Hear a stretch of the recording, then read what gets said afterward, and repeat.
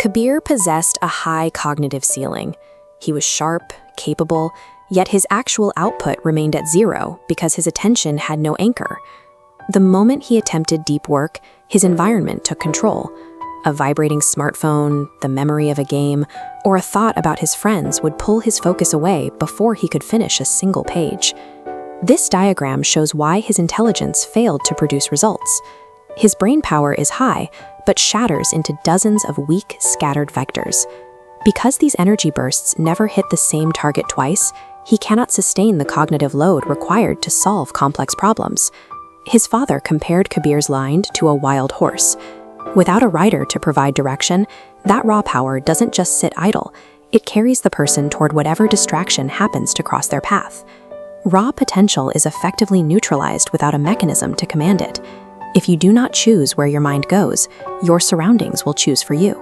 To address this, Kabir's father sought out Guruji, a teacher known for training high performers. Guruji bypassed verbal advice and instead handed Kabir a full glass of water for a physical test of his attention. The task was precise: walk through the garden without spilling a single drop. The water was filled to the brim, leaving zero margin for error. As Kabir walked, the garden became a minefield of stimuli. Birds chirped loudly, wind rustled the leaves, and other children laughed nearby. Every time Kabir turned his head to investigate a sound, his hands jerked. By the time he returned to Guruji, the glass was half empty. Guruji pointed to the remaining water and explained the trade-off. Think of the glass as your objective, and the water as your focus. On the other side is the noise of the world. Every time the environment pulls your gaze away, it depletes the focus you need to achieve it. You arrive at your destination with only half of the energy you started with. Focus is a finite resource. Each micro-distraction you indulge is a direct withdrawal from the energy bank required to complete your work.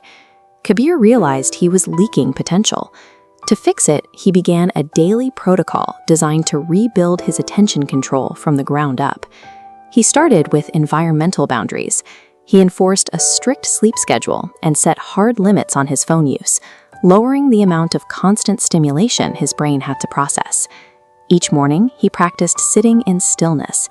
He used these sessions as cognitive endurance training, practicing the specific skill of keeping his mind steady on a single point. It was difficult. His mind, used to a constant stream of information, fought back. He felt the physical strain of trying to keep focus. Kabir learned that the rep in this training wasn't having a perfectly quiet mind. The growth happened in the moment he caught his mind drifting and forcefully pulled it back to the present task.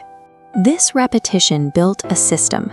Instead of being at the mercy of his surroundings, he was developing the ability to rapidly reset his attention whenever it was hijacked. A year of this training changed his baseline performance. His error rate in school plummeted, and he found he could recall complex information in half the time it used to take. The final test came during a national competition. The exam hall was filled with hundreds of students facing a set of problems designed to be solved under extreme time pressure. As the timer started, the room filled with the sound of frantic page turning and pen scratching.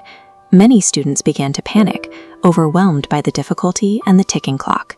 Kabir stayed calm.